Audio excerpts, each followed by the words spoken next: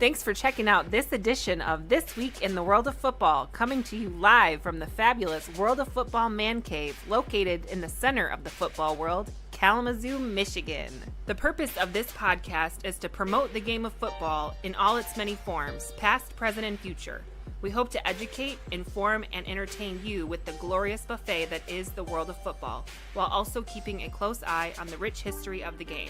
You can find the show after it's aired live on a multitude of podcasting platforms, as well as right here on YouTube along with past shows. If you want to connect with us, just find us on Facebook, X, Instagram, and Threads. Those links will be down in the episode description. Remember to comment, like, and share this video. If you have thoughts or comments during the show, drop them into the live chat and maybe you'll see your name on screen. If you have questions and they are deemed appropriate, they'll be answered at the end of the broadcast. So without further ado, let's kick off this week's show.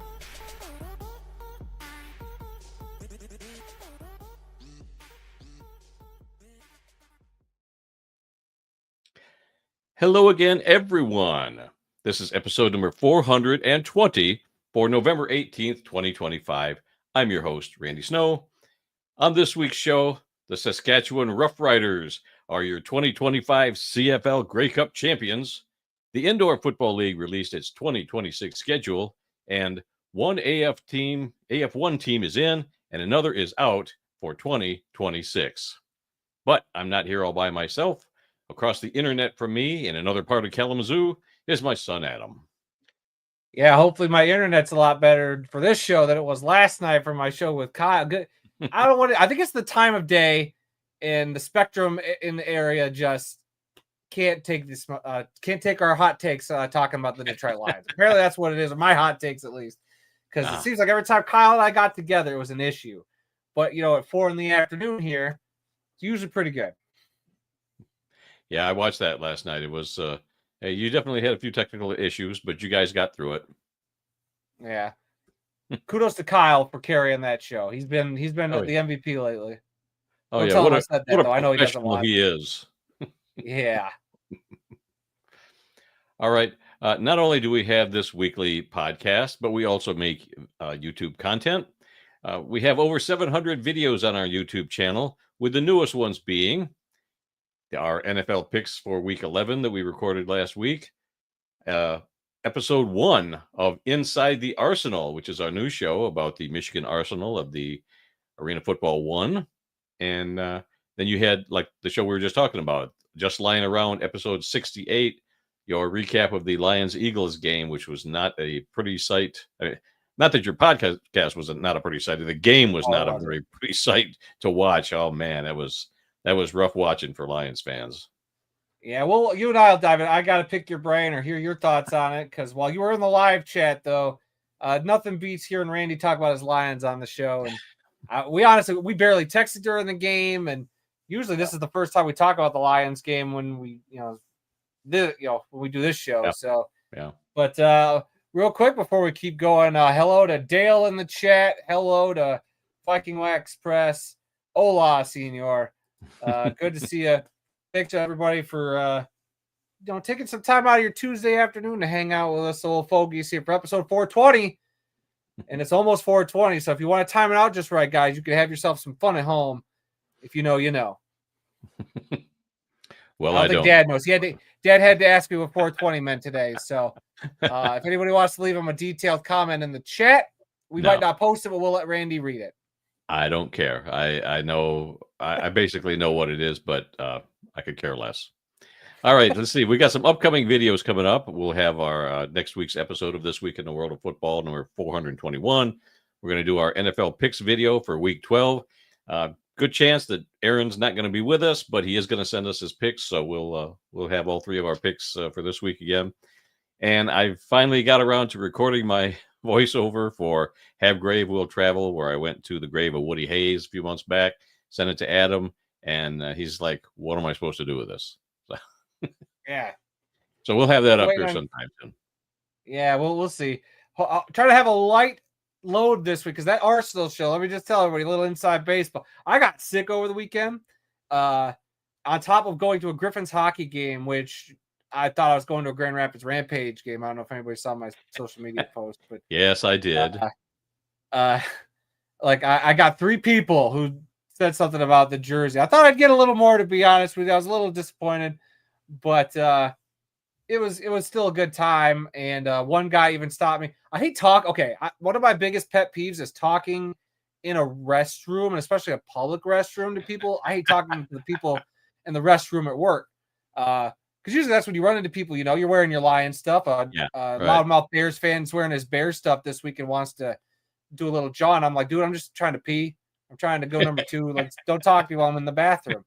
But at the hockey game the other night, I had my jersey. I just washed my hands. The guy was lucky. He caught me like waiting in line because he's like, "Hey, I heard they're supposed to come back." And I had to correct. I was like, "No, sir, that was a lie. The Rampage are not coming back. But Arena Football is back in Michigan. Go check out the Michigan Arsenal playing in Saginaw."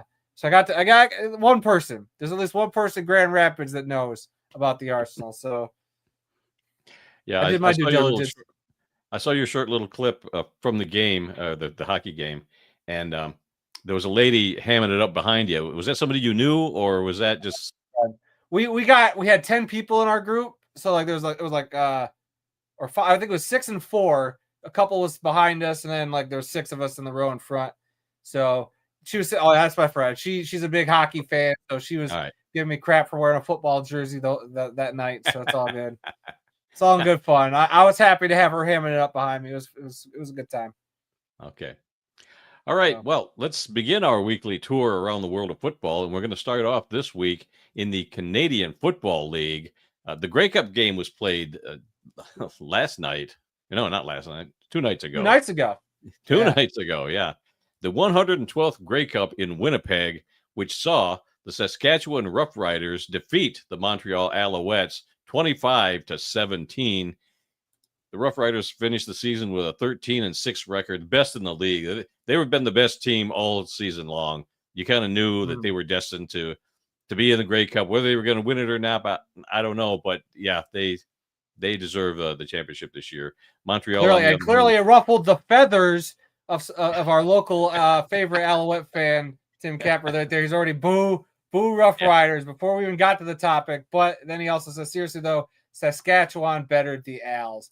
Hey, look, and we'll get to it. Alouettes put up a heck of a fight, though, in that second half. Made it real, man. It came down to the end. They had a shot. The last play. The last play. Yeah, it could have changed things around. But anyway, let's get into some of the details here. Montreal led this game by the score of 7-1 at the end of the first quarter, but the Alouettes were shut out in the second quarter, and the score was 15-7. So Saskatchewan scored 14 unanswered points in the second quarter. That was the halftime score. Saskatchewan had a 25-14 lead at the end of the third quarter. Midway through the third quarter, Saskatchewan still led 25-17, but down by 8 points on the final play of the game. Montreal quarterback Davis Alexander threw a Hail Mary pass from about midfield that made it all the way to the end zone, and it was knocked away at the last minute by a Saskatchewan defender, preserving the 25-17 win. Who knows what would have happened if they'd have scored? They could have gone for 2, tie game. We would have had bonus football in the Grey Cup, but wasn't to be. And I don't know where Tim was sitting for this game, but hopefully he wasn't in that end zone. That would have been hard to take. I think he could correct me if I'm wrong. I thought I saw something about him being up in the press box for this one, with his Alouettes Flight Deck podcast. I could be wrong. I'll still throw a plug their way. Alouettes Flight Deck. Yep, there it was. I was right. Tim, I pay attention to your socials. Randy doesn't. It's okay. I just want you to remember who the better Snow is in the future. Well, I saw a picture of him and Cliffy on the field after the game, and I know they've done that in many games, but that's great that he got to be in the press box. Well, yeah, when you can mug a security, when you got 2 guys and one of them can mug the security guard, of course they're going to get on the field. That's easy. Getting in the press box is hard. Come on now. Yeah. Oh, wait, no, never mind. They didn't have to mug anybody this year. They were fully credentialed. Never mind. I take it back. All right. Let's talk about some. And hold on, real quick. He also said Al should have been up by more in the first, if not for that Kaibo Ento hadn't dropped a clear. That boy, I popped up like they had that, and oh boy, what a play that could have been, man. Yeah. But the the weather looked really good. I mean, I'm sure it was cold, Other but than cold. yeah, it looked really nice. I was afraid it was going to be a blizzard, a snowstorm, whatever, and it looked like it's pretty nice. I think. And no Shania Twain's coming out on dog sleds this year, Nope. baby. Nope, not this time. Yeah, no, Machine Gun Kelly. What did you think of the halftime show there? I didn't have this in our notes, but did you watch it? I didn't. I'm not a big fan. Once I got your message, and this text pretty much encapsulated, I think how I would have felt about the performance is Randy saying the Jonas Brothers were better. That was enough. That was enough for Randy's stamp of disapproval on Machine Gun Kelly. He wasn't too bad. I wasn't paying too close attention, but it didn't seem like it was that bad. In the chat, Tim was saying it was around 32 to 35 Fahrenheit for the game, or at the start of the game. So, thank you. What Tim does everything. He's fully credentialed. He covers the Alouettes on his own podcast and weatherman. We appreciate him so much. Meteorologist. There you go. Grey Cup meteorologist. There you go. If that's not a real position, it needs to be. Some game notes. This was the first Grey Cup win for Saskatchewan in 12 years, dating back to 2013. Saskatchewan had the best record in the CFL this year. We already talked about that. Hold on.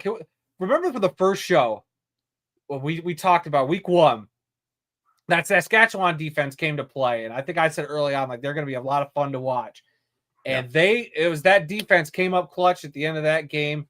They had that big fourth down. Or was it not fourth down because it's Canadian football? That big turnover when Montreal was trying to run it in the end zone. They knocked the ball out. Otherwise, that would have been a score too. That was a difference maker in this one too. So that Saskatchewan defense, clutch. I'm not saying I called it from the beginning of the year, but I'm not saying that. This defense was awesome. And this was the team I was going to keep an eye on all year. And just saying, I kind of almost called it. Yeah. Well, like I said already, Montreal was shut out in the second quarter, but Saskatchewan was shut out in the fourth quarter. So the only scoring in the fourth quarter was a field goal by Montreal. So not a whole lot of scoring in the fourth quarter. And like you said, the defenses really showed up in this game, and they came to play for sure. Let's see. This was the first loss for Montreal quarterback Davis Alexander as a starter. That was something we were watching because he was 12-0 as a starter this season. Every time he was in a game, he won, and we thought maybe that was going to continue. And he kind of came up a little bit lame on one play late in the game, like he pulled a hamstring or something running out of bounds. And so I don't know if he was feeling the effects of that the rest of the way, but I mean, he still managed to throw a bomb 55 yards from the center of the field to the end zone on the last play. So good for him. Let's see what else I have here. I think Tim's correcting you. Tim says 13-0. I don't know. Davis Alexander 13-0. Okay. Yeah. Okay. Tim would know. I stand corrected. But we'll start the regular season undefeated at 11-0. So they already got that. They're hanging their hat on for next year. I defer to the Alouettes season ticket holder. Yes. All right. Saskatchewan wide receiver Samuel Emelis was named the Grey Cup's most valuable Canadian. That's a thing up there. And then that's a thing up there. Wow, wait did you?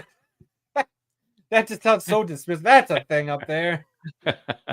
Well, you got your most valuable player and your most valuable Canadian. Samuel Emelis was the most valuable Canadian, and quarterback Trevor Harris was named the Grey Cup's most valuable player. So there you go. All right. You want to go into it just sounded dismissive. I was just like, Dad, we're giving Canada the love. Don't do this to them. Well, a lot of people probably don't know that they specifically say the most valuable Canadian because you've got a mix of Americans and Canadians. They want to recognize their own country's folks up there. So I get that. I'm just saying I like it. There's nothing wrong with it. I'm not making fun of it. I'm just saying some people might find that a little odd. I'm just saying your tone sounded like it. It's all good. It was just funny to me to hear the way you kind of said it. That's a thing out there. But it's cool. It's a thing. He did it again. All right. All right, Am I talking stats? Am I talking stats? Read the stats. All right. Trevor Harris, the MVP of the Grey Cup there. 23 of 27 passing for 302 yards, no touchdowns. Backup quarterback Tommy Stevens had 2 rushing touchdowns.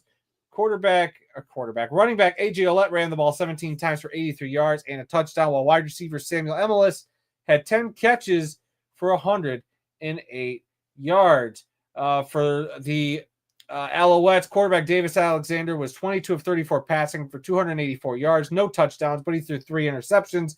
Backup quarterback Shea Patterson from the University of Michigan had a rushing touchdown.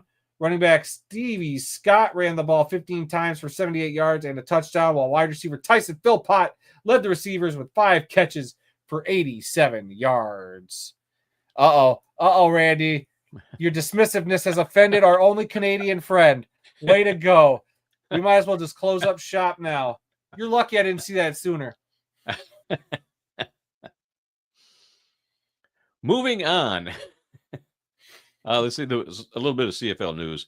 BC Lions quarterback Nathan Rourke was named the league's most outstanding player for the 2025 season. I think pretty well deserved there. He had a great season. Yeah. He just came up a little bit short of getting to the Grey Cup this year, but he's going to be a star in this league if he is already, but his best games are yet to come, I think. We've been saying that for years. He had moments in that game against Saskatchewan last week where I thought maybe it was his time, but just it wasn't his year. And maybe next year now. Maybe next year we'll have to keep an eye out for Mr. Rourke, who he kind of goes up and then he kind of plateaus. He already got hurt. Yeah. So he's kind of been doing this, but he's slowly creeping up. Maybe next year, Randy, the BC Lions might be the team to keep an eye out for. We know how it gets all topsy-turvy with this league, so. Yep. Are we already hungering for 2026? Let's do this, CFL. I am. Just go back to the old rules. I prefer the rules the way they are. Yeah. And speaking of that, the new CFL commissioner, Stuart Johnston, was booed when he spoke to the crowd before the game.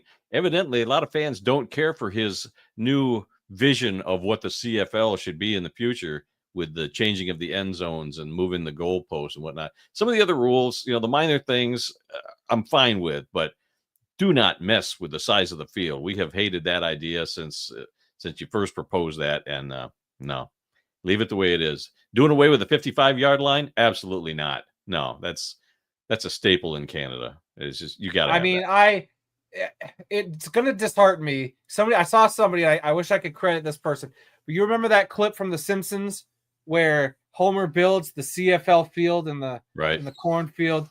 That's going to be like a joke nobody's going to get in a couple of years because it's got the 55-yard line in it. Like, what are we doing? How could you do that, Commissioner? How? Yeah, there's a video out there of his State of the League address to the fans, which, you and I attended that last year, an address by the commissioner last year. And I'm hoping that several people got up and asked him questions and told him how much they don't care for his new rules about the changing of the field. Because, people got up and asked him questions. They were standing in line to ask questions last year, and I'm sure they did the same thing this year. Maybe they didn't because maybe he didn't want to answer those questions. But, boy, I'm not in favor of his vision. Yeah. All right. Is that it for the CFL? That might be it for the CFL. What a season overall. Can we just say that, Randy, that we covered the thing overall, the season overall. Towards the end, though, we had to stop recording standalone videos. It was just time was becoming an issue for us, so we kind of started just clipping out the show, which was what we're gonna do. That's our plan going forward. We're just gonna kind of clip our big topics out of this show and try to give some more love to the leagues that we want to, clip out stuff for. So look, we love the CFL, and I don't know. I think this is another great season, kind of blemished by that bombshell announcement that the commissioner made this year. Because I thought there were some great games. There was a lot of great finishes, a lot of great performances and highlights. I mean, the CFL, man, all they need to do, instead of changing some of the rules, they just need to get better partners in the states. They need to just grow the game that way. I don't think they need to Americanize the game in some of these aspects. I know that's a term a lot of people are using. So I don't know. Our man from Canada on Randy's notes is the CFL schedule will be released on December 9th. So I had not heard that. No, I didn't know that. okay, well But now when we know. when Thank it's you. released, we'll See, talk about it. we will. I mean, because I know it's going to be affected by the World Cup this year, right? We talked about Yes, that before. yeah, we talked about that during the season. Some teams are going to have to play a few early games at some neutral sites or different venues because their stadiums are going to be used for the World Cup. So they already know about that. So I think they've got that all covered already.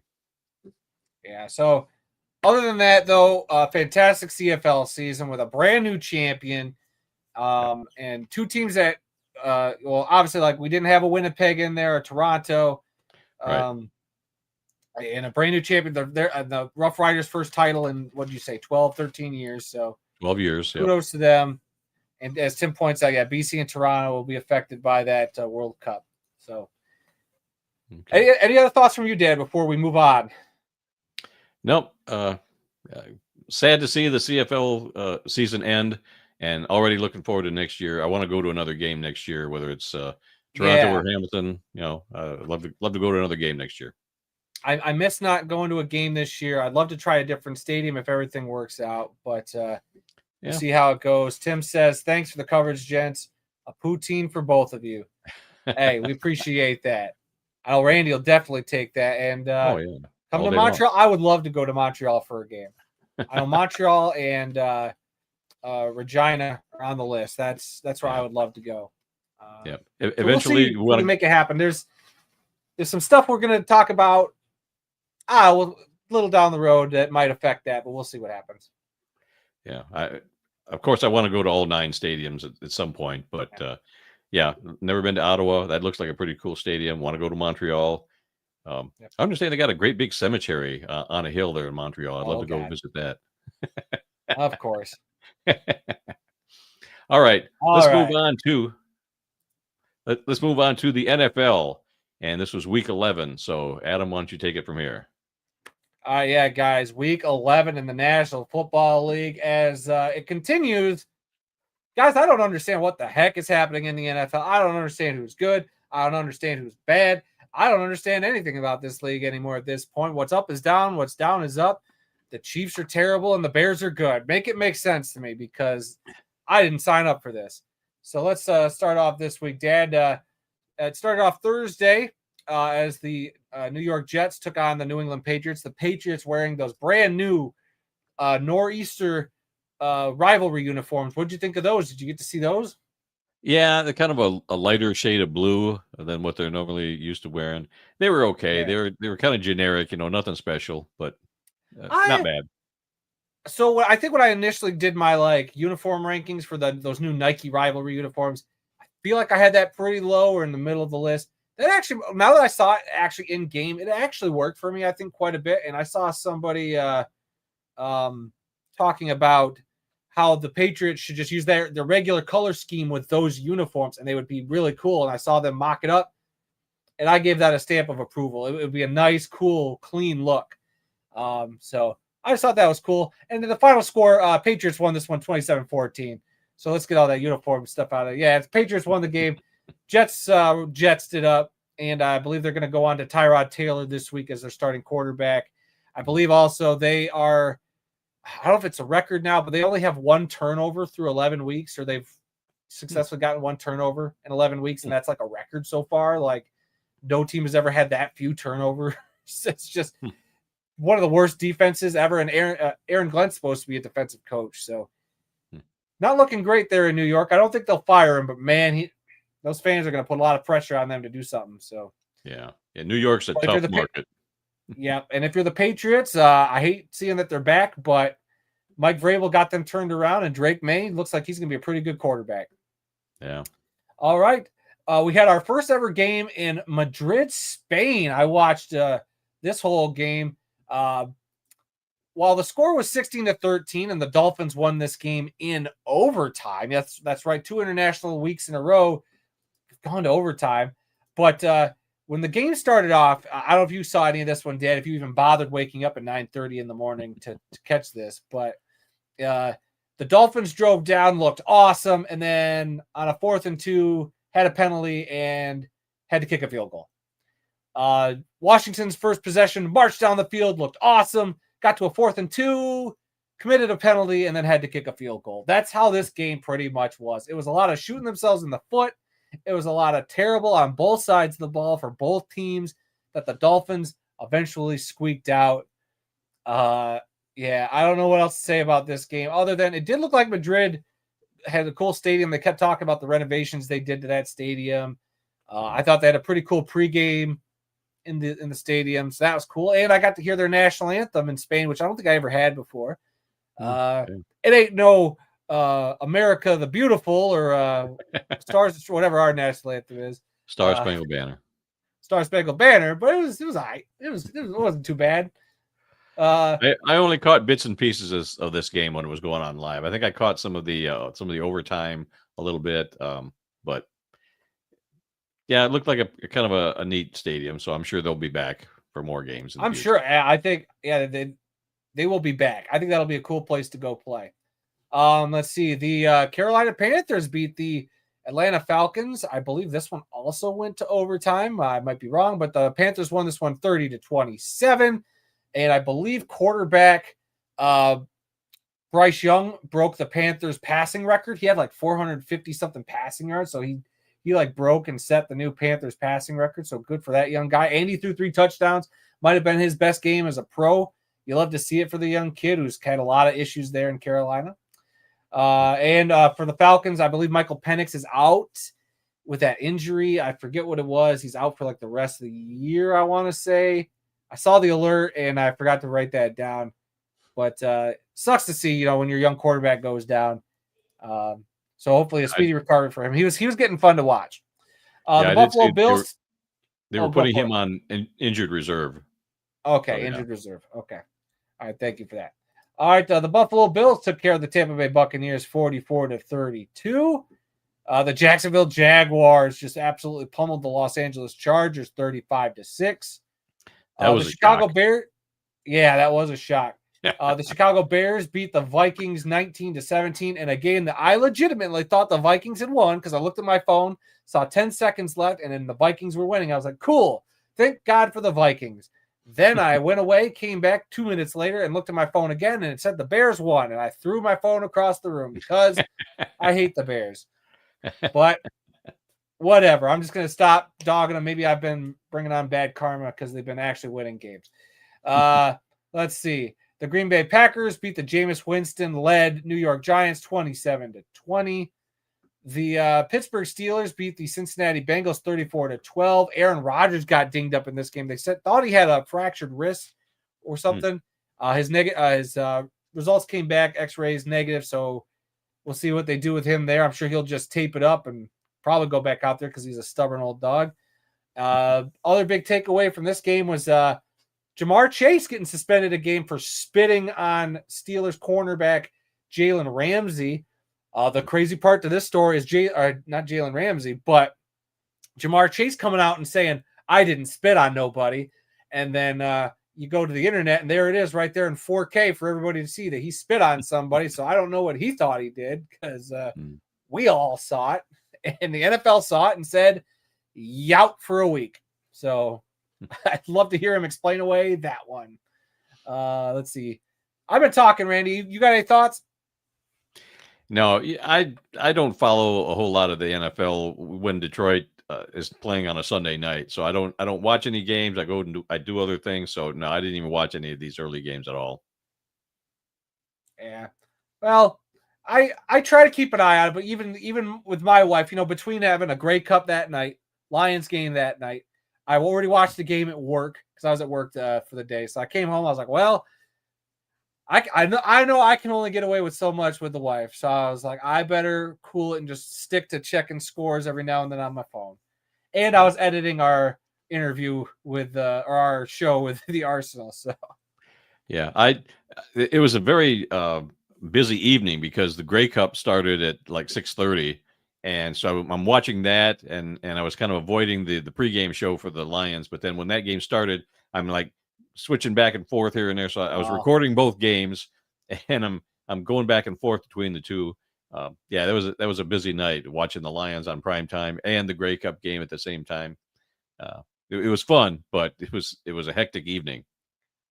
Yeah.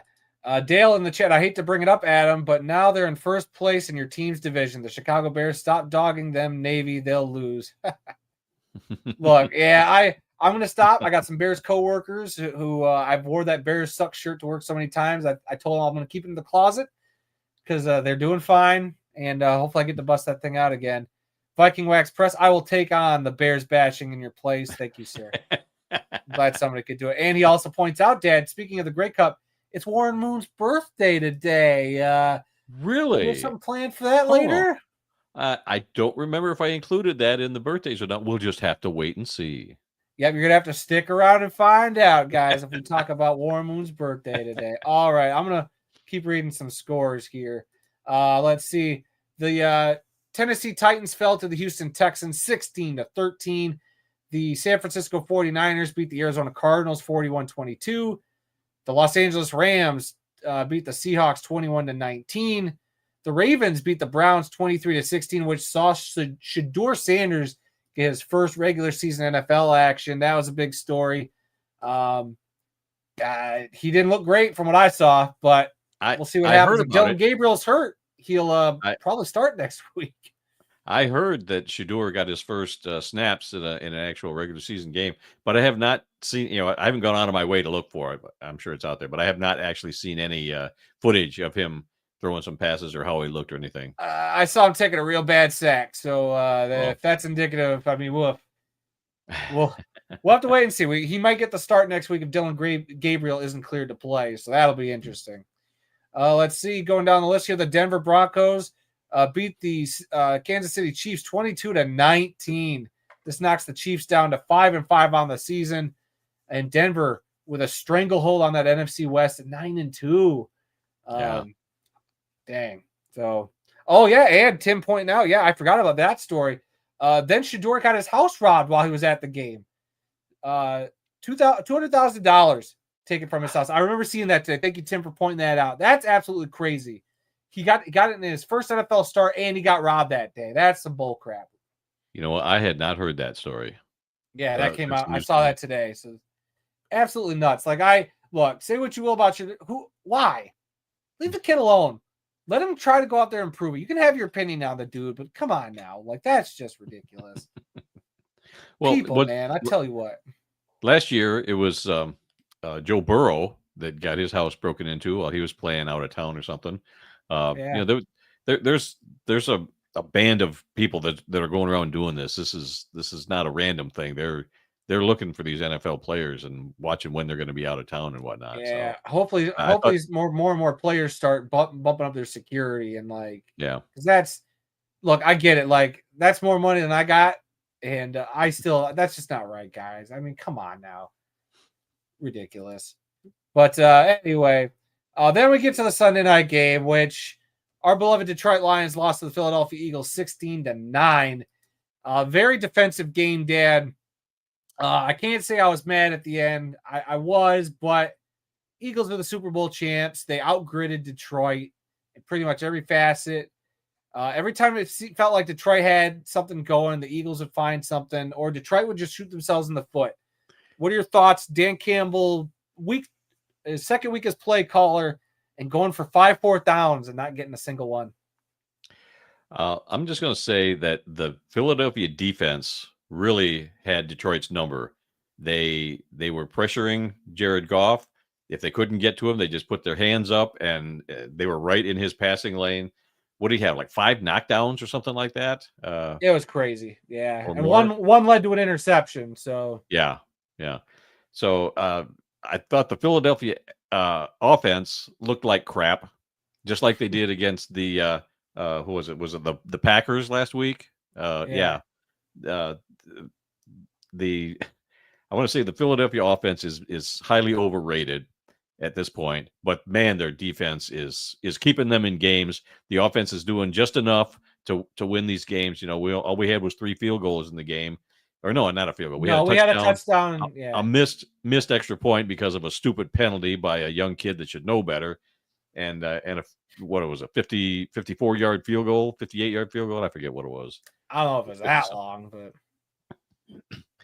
but yeah, but I mean, both defenses played really well. I thought our defense played well for most of the game. We were able to keep them in check. We stopped a couple of tush pushes, so that's another in our cap. We were 3 for 4 on stopping the tush push, something crazy like that. Like, yeah, not a lot of teams can say they did that. So we can hang our hat on that.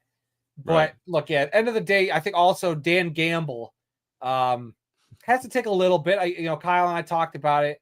Yeah, I would have liked to have seen Dan maybe punt. That defense was playing so good. I would have put it on my defense at a couple points, but he was confident enough. And I think he has the right to be confident in his offense. But that night, though, our offensive line just couldn't stop that defensive line.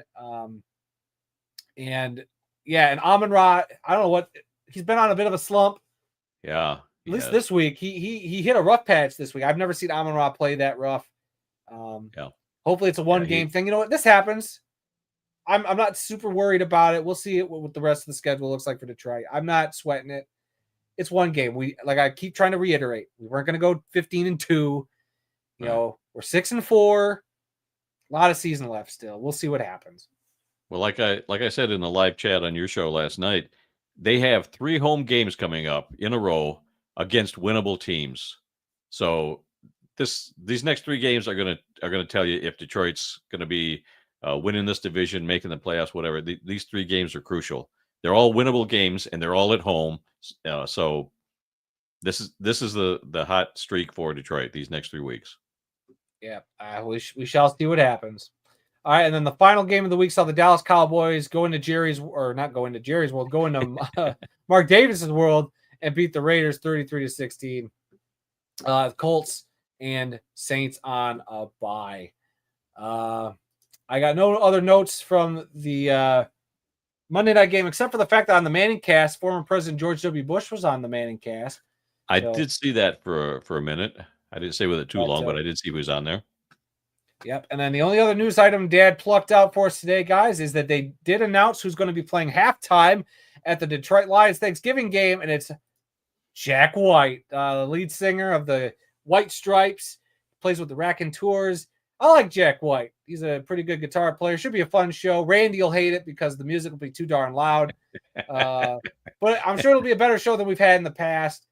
And I believe Post Malone is going to do the halftime show for the Dallas Cowboys. I don't know what the third one would be for the third game. So I like some Jack White.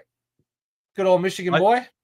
I thought I saw something about Eminem possibly doing the halftime show for the Lions game. I don't know. I know he's a producer. I think the Lions partnered with Eminem to help get better musical acts because I think, it became a laughing stock halftime thing for Thanksgiving. Oh, yeah. And Detroit's starting to get their act together. So I think this is another step in the right direction. And look who popped into the chat off the wall. Jack White shreds. He's elite. Yes, he is. Pretty good. Pretty darn good with that guitar. He better play Icky Thump. That's all I'm going to say. All right, is that it? All for right, the Randy, NFL? what's next? I guess we're going to move on to college scores then for Week 12. Let's see. Let's start out with the top 25 at the FBS level. You got the number 1 ranked Ohio State improving to 10-0 with a win over UCLA 48-10. Number 2 Indiana also improved to 10-0 with a win over Wisconsin 31-7. And number 3 Texas A&M improved to 10-0 with a win over South Carolina 31-30. In other scores in the top 25, it was number 11 Oklahoma upsetting number 4 Alabama 23-21. Clemson upset number 20 Louisville 20-19. Number 17 USC upset number 21. Oh, no, that should be the other way around. They didn't upset them, but USC beat Iowa 26-21, and Arizona upset number 25 Cincinnati 30-24.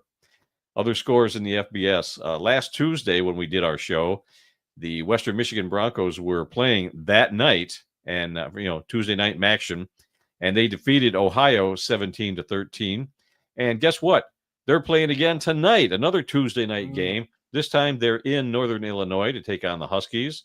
That game's at 7 o'clock tonight. So 2 Tuesday night action games for the Western Michigan Broncos. Go Broncos. Some other scores at the FBS level. University of Texas San Antonio defeated UNC Charlotte 28-7. And I pulled out the score because a good friend of mine by the name of Marty, he was a college teacher there at the University of North Carolina, Charlotte. Been there for, 20 years or so. He passed away last week, and very sudden. He had a stroke several years ago, but he was doing fine. He still drove a car, even though he was, one arm wasn't working real well because of the stroke. But Marty was a great guy. He and his wife Cheryl. I went to school with Cheryl. She was a year ahead of me in school. Marty was a few years ahead of her. But we all three went to the same high school, Maple Valley High School. And my older brother, I think, knew Marty's older brother, whatever. But Marty was a great guy, and his death really hit me kind of hard. It was so sudden, so unexpected. We had just met with Cheryl and Marty on October 10th. We had dinner with them. They came here to town looking for a house because they're both retired from UNC Charlotte now, and they're looking at moving up here. And they're in town looking for a house, and we had dinner with them, and your mom and I. So just an awful loss for us and for everybody at UNC Charlotte that knew Marty. He was quite a well-liked engineering instructor there. He was a really good guy. So yeah, you caught me off guard when you told me that the other day. We stayed with them. We went down to a Lions-Panthers game in Carolina. Yep. Back Joey Harrington's rookie year. I think it was 2002. Yep, Joey Harrington didn't play, but we stayed there at their place. Yep. And they're just two of the nicest, kindest people you ever could have met. And huge loss. Thoughts and prayers to Cheryl. Thinking of her in this hard time. So yeah. Bummer, man. Marty was such a cool guy. So yeah, you and I and Marty went to that game in 2002. It was a rainy day. And then a few years ago, the school started up their first football program since the 1940s. And I kind of invited myself down there. And so your brother Abram and I went, and we got to attend the first game on campus. And Marty's office, you could see the field from his office in one of the neighboring buildings. And we were there for the first game. And it was between UNC Charlotte, the 49ers, and the Campbell Camels. At the time, both teams were independent teams. But and I think they went to FCS, and then now they're FBS. I'm not sure of all that, but I've got one of their mini helmets here that I bought at that game, and just a really sad day when I had got that call from Cheryl that Marty had passed away. Yeah. All right, let's move on to some other scores. FBS: Old Dominion shut out Troy 33-0. LSU squeaked by Arkansas 23-22. James Madison over Appalachian State 58-10. Nevada over San Jose State 55-10. North Texas over UAB 53-24. In the military academies, West Point Army Academy did not play, but Yukon defeated Air Force 26-16, and Navy upset number 24 South Florida 41-38. Let's see, we already talked about the top three teams in the country are still undefeated. They're the only three undefeated teams at the FBS level. And this other story came out that kind of took me by surprise the other day. The NCAA has handed down a punishment to Michigan State due to participation of three ineligible players between 2022 and 2024 under three different head coaches. First, it started out under Mel Tucker in 2022 and 23. Interim coach Harlan Barnett also in 2023, and their current head coach Jonathan Smith in 2024. The Spartans will have to vacate 14 wins as well as pay $30,000 in fines plus 1.5% of the football program's budget. I don't know how much that's going to equate to, but it's got to be a lot of money. The school is also now on a 3-year probation. And like I said, this just came out the other day, and I knew there was some issues with Mel Tucker a few years ago. And man, I couldn't believe it when I read that the other day. Right. Yeah. that kind of snuck by me because like I don't remember seeing like an alert about it. Especially being in Michigan, you thought we would have I would Right. have seen something right away. But Right. yeah, when I kind of just stumbled upon that and was just like, oh dang, okay. That sucks, Michigan State. Yeah. Yeah. All right, let's move on to some FCS scores. It was Mercer over Chattanooga, 63-17. I just want And to get that in there. Tim yelled cheaters, so I had to throw that up there. and let's see. In the Ivy League, it was Harvard over Penn, 45-43. A last-second field goal by Harvard earns them a share of the Ivy League title this year. Good for them. Let's see. Division II, West Liberty over Wheeling, 68-67, another squeaker. In Division III, it was Trine over Kalamazoo College, 25-24, and another squeaker. And as a bonus score, Gustavus Adolphus over McAllister, Gesundheit. 38-14. What? I said Gesundheit. Didn't you just sneeze? I picked that up. Was... I just love that name, Gustavus Adolphus, for the name of a Division III college. Let's see. St. Francis of Indiana over Judson of Illinois, 63-20. And bonus score there, Friends of Kansas over St. Mary, 69-3. Now we move on to the community college level. Snow College shut out Lackawanna, 37-0. And as a bonus score, Iowa Western shut out Ellsworth, 60-0. Now going up to Canada, U Sports. Playoff time up there. The last two playoff games, the Mitchell Bowl and the UTEC Bowl, were played. The winners are going to go on to the Vanier Cup. It was the Saskatchewan Huskies over the Queens Golden Gales, 22-11 in the Mitchell Bowl. And in the UTEC Bowl, it was the Montreal Carabins over the St. Mary's Huskies, 49-14. And that sets up this Saturday, the 60th Vanier Cup at Mosaic Stadium in Regina, home of the Saskatchewan Roughriders, where it's going to be the Saskatchewan Huskies versus the Montreal Carabins. Saskatchewan Stadium, you got it, Saskatchewan versus Montreal. Didn't those two teams recently? Oh yeah, the Grey Cup was Saskatchewan against Montreal. So a little recap there. I wonder if Tim's going to be at that game. That's Montreal against Saskatchewan again. Give him a few seconds for the chat to catch up to the stream, and we'll probably find out. But I want to point out that you picked out this graphic, and it's blurry as heck. I am not happy with this thing. But well, then take it off. That's the best what I could find on short notice. And Tim says, "UDEM will smoke them." So, okay, I like that UDEM. Okay. I guess now we're going to go to Japan and see if we can hook up with Greg James. Yep. All right. Yeah. So after some technical difficulties last week, getting Greg's video saved to put on the show this week, or last week, he sent in what we missed last week on top of some stuff this week. So it's a little longer than usual, but hopefully, just everybody sit back, relax, and enjoy a nice little trip over to Japan as we as I get this video set up for you, as we enjoy the smooth, dulcet tones of our man from Japan, Greg St. James. Take it away, Greg.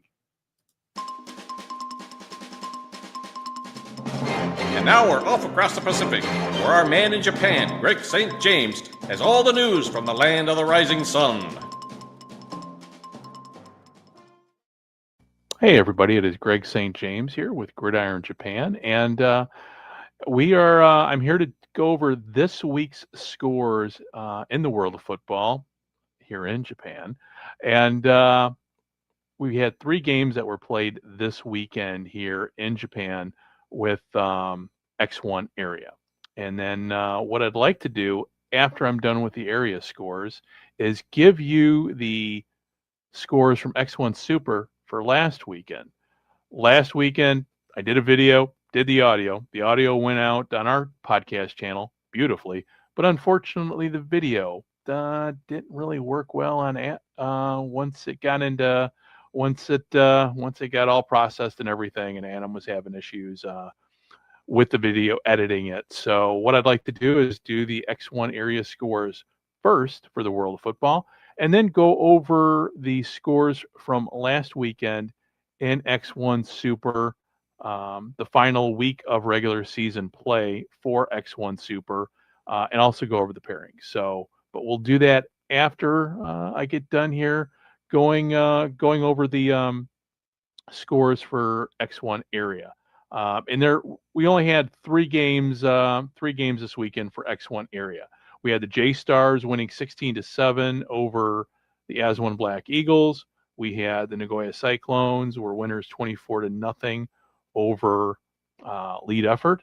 And then finally, we had the Tenai Deers were 27-10 winners over Bullseyes. So, with that said, into the X1 Super Scores from last week. And last weekend, it was probably the best weekend ever in X1 Super play. 5 games of the 6 were determined by 7 points or less. There was only one blowout, and that was Panasonic beating Tokyo Gas 42-3.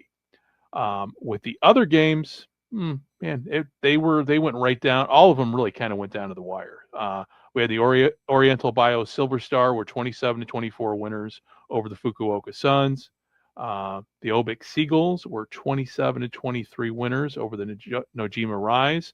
And that all these games had playoff implications too, because if any of these games would have gone either way, the whole playoff bracket would look much different than what it looks like as of right now. Apologize. We had Elecom beating All Mitsubishi 27-20, and we had IBM beating Fujifilm Minerva 28-24. And then the upset of the weekend, we had the Challengers beating the Fujitsu Frontiers 34-32. And that really, it's kind of like, I don't know, there's like the Cubs won the World Series back in 10 years ago, and that was the first time in 108 years. So it was kind of like Halley's Comet. Well, this is the year that we're seeing Fujitsu lose twice, really 3 times in the calendar year. Unheard of. And it's, Fujitsu has not gone down easily at any of these games that they've lost, and they're still, they are the cream of the crop as far as I'm concerned here in the X League. But we've had some teams come up. We had the Challengers. We had literally the Challengers and the Rise. I mean, their nicknames say it all. Both teams have challenged, and both teams have been on the rise here this season with X1 Super, which bodes well going into the 2026 season, because next year the X League, and they haven't finalized it. They haven't given us all the details yet as to how this is going to work. But the X League is going to be both a spring and fall league. All games it appears to that are played next year are going to count towards the final standings, for next year's Rice Bowl. So it'll be interesting how this all plays out with what the X League is planned. And we'll be talking more about that. We'll be talking more about that as the year as we approach 2026, and also once we get into 2026, we'll talk about the new, what the new format's going to be. So, all right. So, lastly, before I wrap things up here, let us talk about the pairings. So, on the left side of the bracket, we've got the Panasonic Impulse going up against IBM Big Blue. And then we have the Fujitsu Frontiers going up against the Nojima Rise on the left side of the bracket. On the right side of the bracket, we've got the Obik Seagulls going up against the Elecom Finies. And then we have the Tokyo Gas Creators going up against the Seksui Challengers. And that's how, and so as you can tell, we're going to have, and I've said this previously, we're going to have at least one new team in the Rice Bowl this year, which, Panasonic is the defending champion, and you've got 4-time, you've got the Fujitsu Frontiers on one side of the bracket. So those will be the 2 teams that are gonna, odds, if we had Vegas and they were betting on these teams, I would fully expect Fujitsu and Panasonic to be favored teams going into their playoff game. Same way with OBIC and the same way with the challengers. But anything can happen any given Sunday in football. You just never know. So, but either way, we're going to have at least one new team going to the Rice Bowl. Going to the Rice Bowl this year, and it's going to be exciting. And it's going to be an exciting year in 2026 coming up in the world of football in Japan. Then the world of football in Japan. So and also moving into 2026, we're going to expand a little bit. We're going to talk more to our podcast colleagues overseas, meaning in North America, both Canadian, American, and hopefully we can have some European football podcasters come on and talk about their leagues, and just try to get everybody try to connect and get closer, and because all of us enjoy this thing we call American football, and for all of us, it's the one thing in the world that brings us all together. Doesn't matter if you're political spectrum. Come Sunday, come the weekend, man, two people, they can be opposite sides of the political spectrum, but they start talking football, fantasy football, what have you, all that division goes away. So with that said, hey, thank you very much for listening to this little podcast, to the scores. And coming up here in a couple days, we've got a special edition of the podcast coming out regarding the history of football in Japan, presented by a friend of the show. In fact, in many ways, he is the person who is kind of responsible for this show here, because he planted the idea for this to do a podcast like this to cover American football in Japan, and it's because of him that John, myself, Aaron, Zach Kyleman, BJ Beatty, everybody who's been on this podcast, the reason for that is because of Aaron Harris at the Football Odyssey podcast. And Aaron has been gracious enough to let us replay his podcast episode about the history of American football in Japan. So that's coming up this week. So hopefully everybody out there who enjoys the show, who subscribes, gives it a listen, enjoys it. And like I said, moving forward, we're going to have there's going to be a lot more to just covering the Japanese game, but we're going to talk more about history. Hopefully have people who are in the know from like the International Federation of American Football, have them on, because as everybody knows, flag football is becoming very popular in the world, and it's going to be in the Olympics. So we've got high hopes going into 2026 for the podcast for American football in Japan. And with all that said, hey, Randy and Adam, thank you very much for letting me do this for you guys. And we'll be talking to you next week. Bye-bye. All right. Thanks a lot, Greg. A lot of good stuff in there. That Rice Bowl bracket gets me. I love seeing graphics like that. So, Yeah.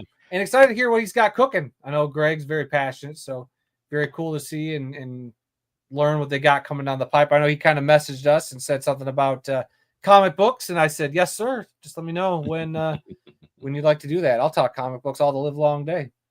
Yeah. I like the way he set it up this week, where he's like in a fisheye circle and you got the football background. I like that look. It was cool. I think that's one of the new features they added to the StreamYard program we use to do this. And I thought it was good. And I like that. I think it worked for how he does this for doing that. Right. Yeah, I like that a lot. Yeah, I like the. I think you came up with this a couple weeks ago. The road to the Rice Bowl.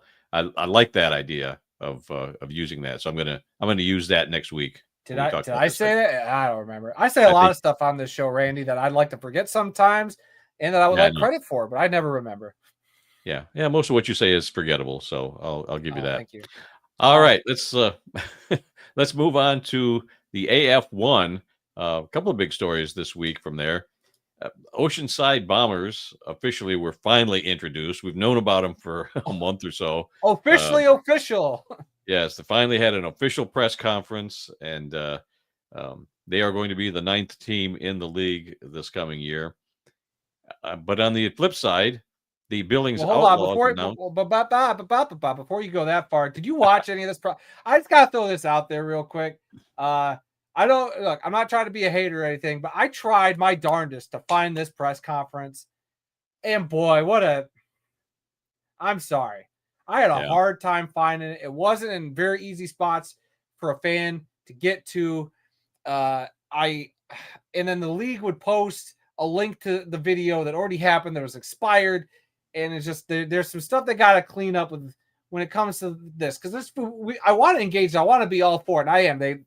I've seen a lot of other stuff since the press conference. It has me excited. Still a lot of questions, Dad. They're playing in the same arena as the San Diego Strike Force. Yeah. I don't think this has ever been done in indoor and arena football before, having two teams playing in the same arena during the same season. Yeah. This has got the makings of an interesting soap opera for 2026. We shall see what happens. Obviously, I want all the best. I don't need all the drama, but I don't know. It's an interesting decision, and we'll see how it plays out. Obviously, the AF1's confident in this ownership group. And like I said, I saw a lot of the stuff afterwards, and I'm giving them a big thumbs up. I'm liking kind of what I'm seeing. Things are kind of starting to take shape, but I just thought it was a little bizarre with the release of the way the press conference was kind of handled, like on an Instagram account that, like, how would I have known that had I not been sent the link? And even then I couldn't get the link to work. So I don't know. It was a little head scratchy, but like I said, what's going to matter is when they take the field in April.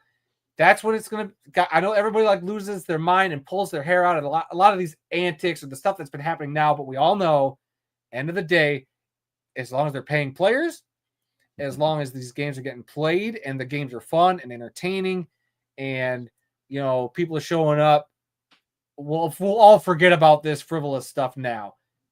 If it don't end up like it should, then we can point back to this stuff. But and it helps that they will now be the a third team out on the West Coast for a few of the teams in the AF1.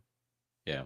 Yeah, I did try to watch some of the press conference. I did get sent the link to, I think it was after it got started, but I did try to check it out, and it was like from somebody's cell phone that was sitting in the audience, way away from the people that were speaking. The audio was terrible. The camera kept moving around a little bit, and it was it was not real good. So I stayed with it for a few minutes, but then I just said, no, I can't watch this. I'll check out the thing later. Couple of comments in the chat about this topic real quick. Off the Wall gives the yikes face, and then he also says they're not even going to be the best team in their own arena. Woof. That's woof. Well, that remains to be seen, but if anybody would know that at this point, it would be Off the Wall. Yeah, because Off the Wall knows ball, wouldn't you say? I believe that's the slogan. He watches every stinking game every week until his ears bleed and his eyes bleed. So yeah, I'll take his opinion for now until they start playing games. And then also Dale points out that the indoor lacrosse league has a San Diego team. They play in that arena also, so it should be quite interesting how they're going to fit those three teams in there. Yes, I didn't even know about the lacrosse thing. No, that's didn't another know that either element. So we'll see. Obviously, we'll talk IFL in a little bit. This is AF1 now, but AF1 should be finalizing schedule stuff from what we were told. So they got to have something worked out. So we shall see. Yeah. And of course, there's a nasty rumor going around that Off the Wall knows ball. Yes, it's a very nasty rumor that I was paid $100 to say any chance I got. Thanks, boss. Where's my cut? I didn't get any. You must have dropped it out of the envelope when you opened his package last week. It's all good. Could be. All right. But they announced one team, and you've officially got 9 teams. And we've been talking about this for a while. What's the Billings Outlaws going to do? Well, they finally put out a letter saying they are going to go dormant for the 2026 season. Steven Titus, I guess, is looking to sell the team. Maybe somebody in Billings will keep the team there. I don't know. Or he may sell it to somebody else in another city, or he might just keep it and move to another city. We don't know what's going to happen with the Outlaws Did right you? now. We'll just Okay, have so to they wait put and out they put out the little post. I got it on the screen right now. Did you read this? see. I did, yes. Was it a little too scathing, you think? A little too vitriolic? I didn't take that away from it, but I know that he felt he didn't have much support locally in Billings, and we knew that. So that's why he was going to take his team and go elsewhere. He made that very well known. You know, he posted those bullet points during the season about what was going on, so we knew there was friction there and a lot of issues. I mean, look, I love Steven. You know, he's been really gracious and nice to us. The message is maybe a little too heated, just a smidge. But hey, look, I get it. You know, he was frustrated with the situation. From everything we've kind of been told, you know, I don't know if it'll be this team will be back next year, but I think Steven Titus will be back next year. You know, a full year to kind of ramp things up, and you know, whatever iteration of the team shows up, whether it's a new city with the Outlaws or it's brand new team with Steven Titus elsewhere. So we'll just have to wait and see. I just, you know, like in the here, I want to read the paragraph. Due to increase in costs, the lack of any municipal government or government support, and the simple fact that even with $10 tickets in Billings, we couldn't fill TDS Fiber Field for nationally televised games, it is apparent that the Outlaws being in Billings isn't longer feasible for the team. Like, I get it. Like, it does stink when you try to do that. I've heard the other flip side, you know, that maybe the marketing from the team wasn't great, that the community wasn't really, you know, kept on top of things. I don't know. I don't live in Montana. I live in the great state of Michigan, but I know there's a lot of issues with that. So I don't know. I wish both these the best, whether it's the city of Billings. I hope they get their Outlaws back. I hate seeing them go. They're a great historic franchise in indoor/arena football. And I want Steven Titus to be successful. I think the AF1's a lot more fun with him in it. I know he'll be a lot more behind the scenes this year, I think. So, but he's a lot more to have in front of the camera or with his team, you know. Right. So I don't know. We'll have to try to get Steven on sometime. I haven't talked to him in a while, but I know he's been traveling. So yeah. And there's one other story you didn't have in your notes. Yes. Well, weird story. Can we add another weird AF1 story this week, Dad? Did you see this? I think I know what you're going to talk about. A very weirdly timed, out of left field press release from the Kentucky Barrels.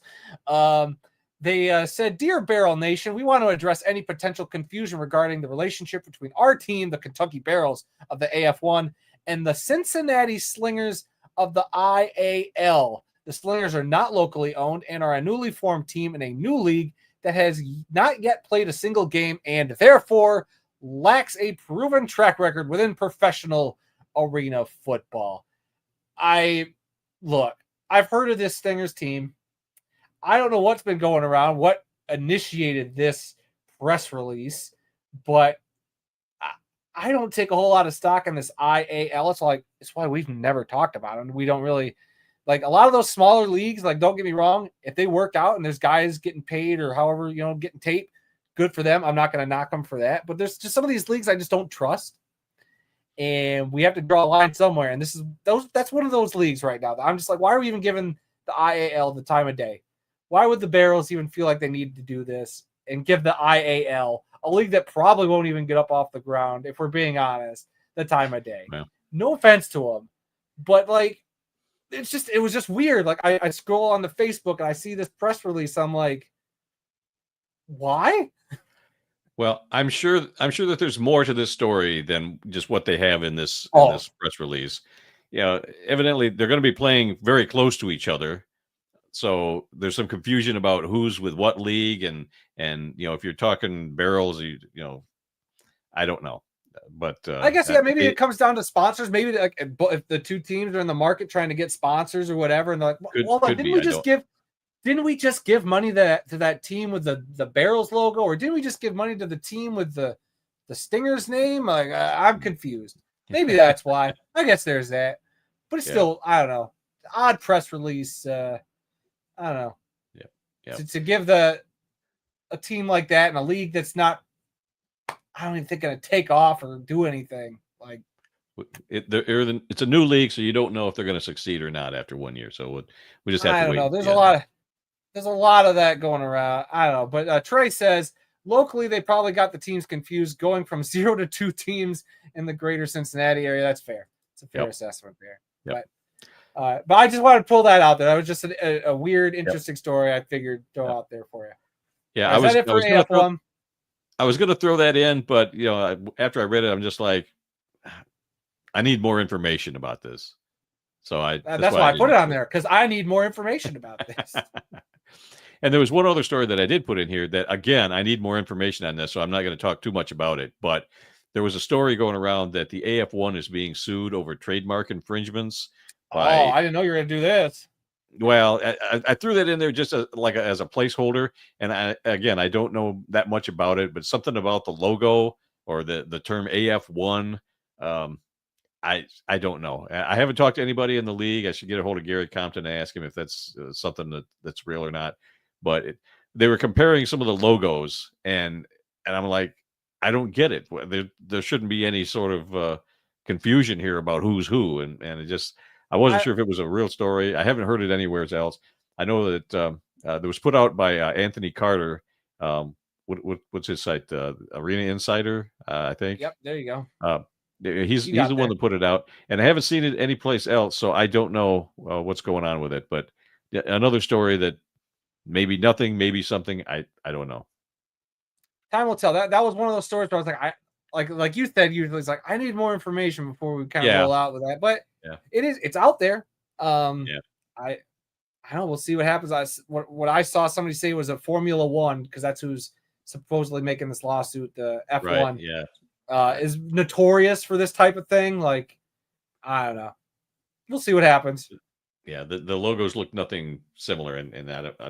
It's also the branding. F1, F1. Is I could see where if you're a Formula One fan, does that have something to do with, I could see a little bit just the acronym or the acronym. Right. But right. It is what it is. What are we doing next? Let's talk about some indoor football league action. Actually, not action, but they have released their 2026 schedule. They're going to play with 14 teams this coming season, and they're going to begin on Saturday, March 14th, with a game between the Quad City Steamwheelers at the Fishers Freight. Wonder if we should go to that game. Might be interesting. They're going to be playing 16 games, a 16-game season over 20 weeks.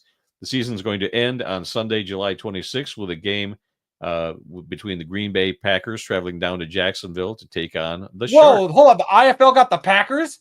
Are they out of the NFL North finally? Or NFC Green North? Bay Blizzard. I'm sorry. Green Bay Blizzard. I'm going to get my hopes up, Randy. They do play right across the street from one another, because we went to a Blizzard game many years ago, and it's a stone's throw away from Lambeau Field. I mean, they are right next to each other.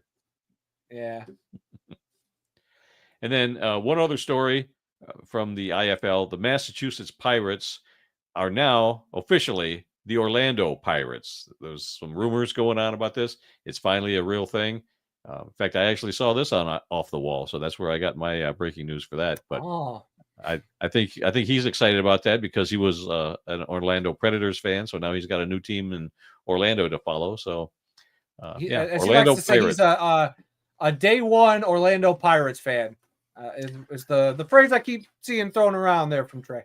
But that might be a little more tongue in cheek than I think you realize, Randy. But we'll see what happens. Look, it's good for the Florida or for the southern part of the IFL. They're right next to Jacksonville, so that'll ease up a little bit of travel there. I watched this press conference. Very good, well done press conference. Easy to find on their YouTube channel. Just saying, not throwing shade at anybody else. We might have talked about something earlier. Don't have to get back into it, but the night and day difference between just even handling a couple press conferences. I mean, it just seems like a very simple thing. I thought the Pirates did a really good job. I do feel for their fans in Massachusetts. It always sucks when a team moves, but that's a lot of times in the indoor arena game, par for the course. Teams leave, sometimes markets dry up, fan interest wanes. It's part of the business, unfortunately. For the Pirates, they find a home in Orlando. The Kia Center, interesting choice, home to the Orlando Predators for a long time. Very curious to see what their ticket price situation is going to be because, as we all might remember, the Predators, before they bounced out of the AF1, were trying to sell $70 tickets, which was a no bueno move, and I think definitely hurt them getting in or starting off last year before they folded up shop. But curious to see how that goes, because I believe, and Trey could correct me if he's still listening or watching, that the Kia Center would now be the biggest arena between AF1, IFL, seating capacity wise. I could be wrong. Maybe MVP Arena's still got a decent number. I don't know at the top of my head. I could look it up, but I'm too lazy. And if Trey's in the chat, that's what he's here for, right? But I'm really surprised that they're going back to the same arena that the Predators were playing at, because it was at that time it was deemed it was too big. Yeah, they couldn't sell it and it was too expensive, so that's why they left. And now to see another team move into the same arena, it surprises me. I figured they'd find a smaller arena in Orlando to play in. Yeah, Trey says Kia Center is massive, definitely the biggest. So it'll be an interesting proposition. We'll see how that works out for the Orlando Pirates. Yep. They won the championship just a few years ago. Yeah, what was it, 2021? I thought I just saw a graphic not that long ago. Yeah, the Pirates won a national championship 2021. Trey says the economics of the Predators were a disaster. He trusts the Pirates a little more, as do I. I feel like they have a little more solid footing. They've been playing for years. So, yeah, probably a little better decision-making going on with the Pirates organization.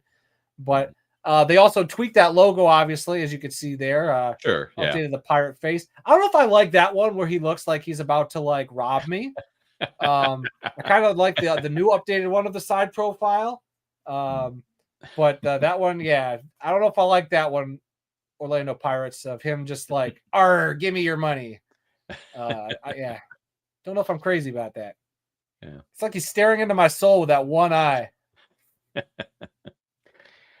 All right, let's move on to a story out of the UFL. Daryl Johnston will not be back in 2026 as the VP of football operations for the league. His contract was not renewed. Boy, that new owner is just really mixing things up in the UFL for next season, I'll tell you. Yeah, I don't know if his technical role is owner or just whatever logistical position he's got, just tweak marketing the league differently. It's a shakeup for sure. I think Daryl Johnston did a heck of a job with the USFL, trying to integrate with the UFO and the XFL and USFL merge. You hate to see that, but when you got somebody new in there and you want to shake things up, clearly something wasn't working. And now they're going to try something different. We'll have to wait and see. Time will tell if this is a good move, bad move. I don't think this reflects on Daryl Johnston as a spokesperson for the game, because he was definitely a big spokesperson for the game. It does suck, but we'll have to wait and see what they end up doing. Yeah. All right. We're getting kind of long here. Let's move on to today's birthdays and anniversaries for November you're going to have to 18th. stick with me, Randy, because it's going to take me a second to upload some of these graphics. So if you talk nice and just a smidge slower, I feel like I can get these uploaded as you go. Okay. Let's do today's birthdays and anniversaries for November 18th. Today, our first one is wide receiver and kick returner, Rocket Ishmael. He turns 56 today. I sent you all those graphics. There you go. You did, but I have. So the way it works, Randy, is I only have a certain amount of slots down below to fill up. And I didn't get them uploaded because we were talking. So now I'm uploading them as we speak. So now if you could slowly go through what we got. Okay. All right. Rocket Ishmael turns 56 years old today. Well, the next one's going to be Warren Moon. Oh, yeah, I got it. Okay. Go for Rocket it. Ishmael. Try to keep up.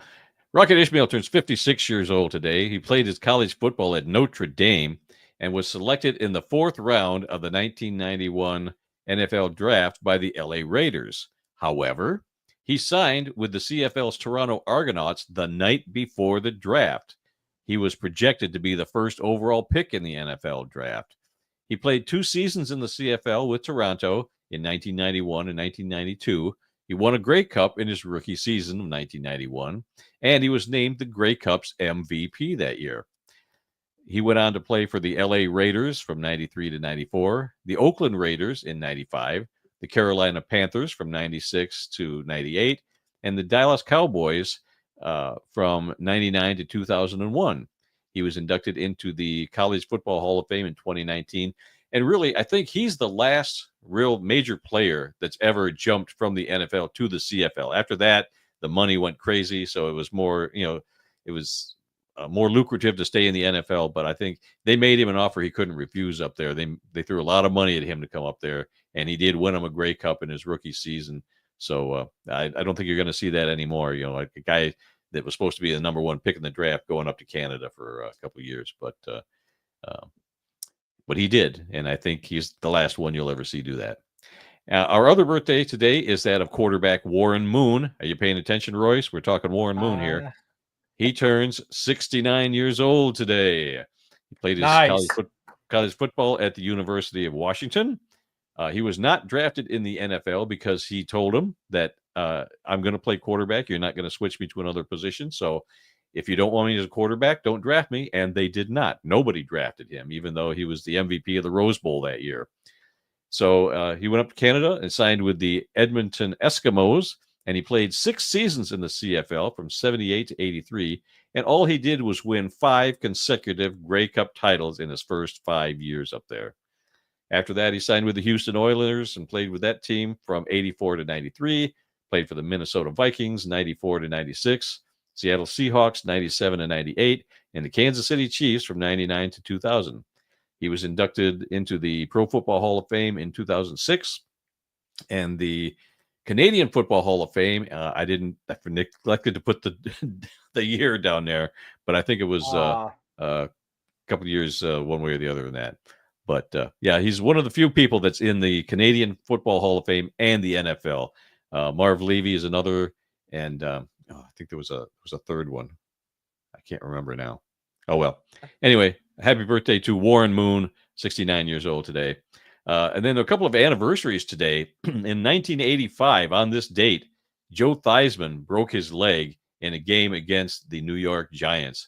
Anybody that was alive at that time remembers that game, remembers the replay, the breaking of his leg. It was so gruesome that everybody still remembers it to this day. But ironically, 33 years later, Redskins quarterback Alex Smith breaks his leg in a game against the Houston Texans. 33 years to the day. Incredible. In the same spot, too. Was it? It was like the same area of the field as well. Like, that's what made it even weirder. Yeah. Yep. So, yeah, a couple of anniversaries you don't want to be reminded of, but just the fact that they were both on the same day, and the same team, quarterbacks of the same team, it's incredible. In the same stadium. Yeah. Yep. Or no, because they have the old RFK stadium. Maybe it wasn't the same stadium, but the same area of the field. Still weird. All right. And we do have a couple of obituaries today. This is where we take a moment and honor those who've made the world of football a better place. Our first obituary is that of Kenny Easley, a defensive back in the NFL for 7 seasons. He's passed away at the age of 66. Easley played college football at UCLA, where his jersey number 5, was retired. He was selected with the 4th overall pick in the 1981 NFL draft by the Seattle Seahawks. He played his entire career in Seattle from 81 to 87 and was named the league's Defensive Player of the Year in 1984. He went on to be one of the owners of the Norfolk Nighthawks of Arena Football 2 from 2000 to 2003.